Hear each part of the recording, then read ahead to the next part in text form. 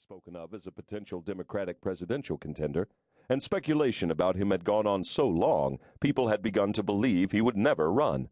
Too upright, too principled. Straight Joe Benton, as he was known in Arizona.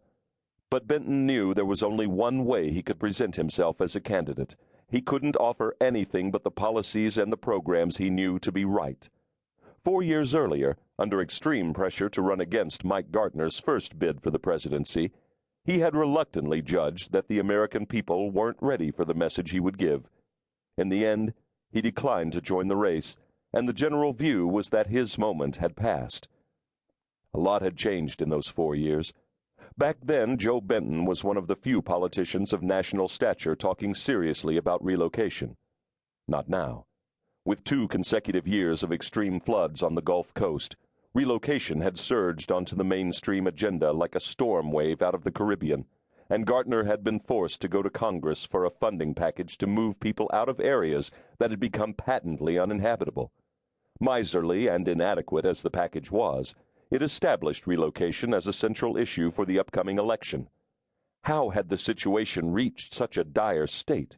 Why were millions of people now to be uprooted and moved, and why had so little, nothing meaningful in reality, been done to prevent this?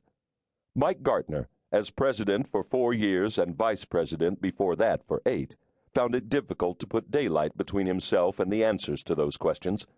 The electorate was growing disenchanted with other aspects of Gartner's administration.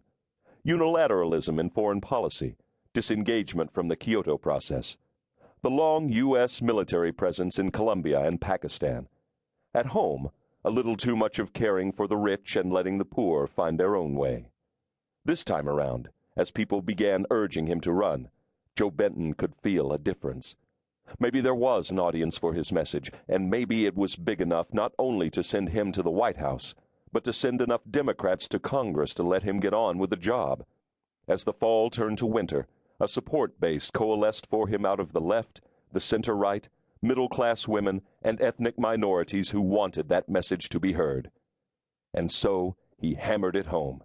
No fancy sales pitch, no window dressing, just the simple things in simple language.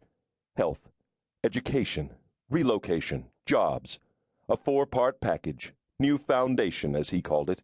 He hammered the message home, unwavering, undeviating, while Gartner's people tried their tricks. And the more they tried, the more it looked as if Mike Gartner from Virginia didn't have an answer to straight Joe Benton out of Arizona. The more tired Gartner looked, the more oily, the more untrustworthy. Circumstance, personality, timing, and luck. Through the spring and on into the summer, support for the Benton juggernaut kept on growing. After successive Republican administrations, this one was coming to an end. I want to thank everyone who worked so hard for the Benton-Chavez ticket. I recognize so many faces as I look around here tonight. Arnie, Margaret. Joe Benton pointed to a couple of longtime party workers whose faces he saw, and cheering erupted in the hall around them. Too many to name. I thank each one of you, in this room, in the country, wherever you are tonight. I don't know if you realize what an awesome job you did. It was a long road. I remember New Hampshire. Do you remember New Hampshire? That was cold. Benton's face cracked in his trademark smile. Almost too cold for a Phoenix boy.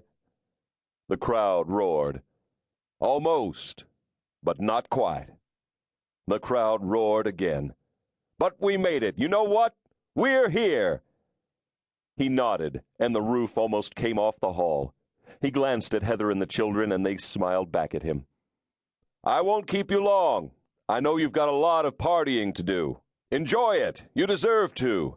This is a good night for the Democratic Party. I believe we already have 6 new senators, 4 governors, and a whole clutch of fine new representatives. And the night is young. This is a good night. Not only for our party, but for our country. There were cheers. For our country.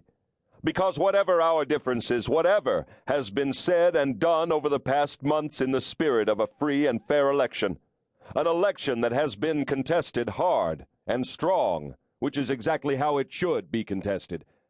Whatever is past is past.